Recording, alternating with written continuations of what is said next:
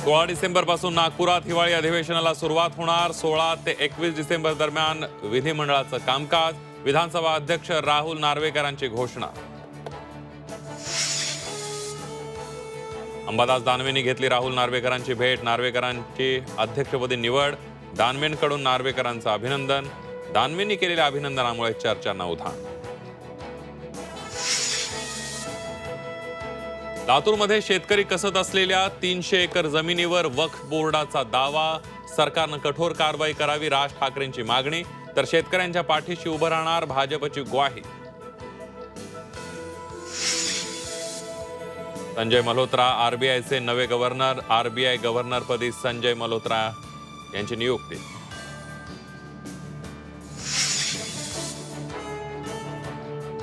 कर्नाटक पोलिसांनी ताब्यात घेतलेले महाराष्ट्र एकीकरण समितीचे नेते आणि कार्यकर्त्यांची अखेर सुटका। सुमारे 8 तासानंतर आंदोलकांची मुक्तता।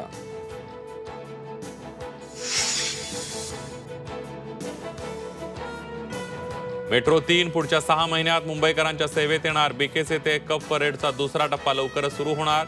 जून जुलै 2025 पर्यंत दुसरा टप्पा सुरू होण्याची शक्यता।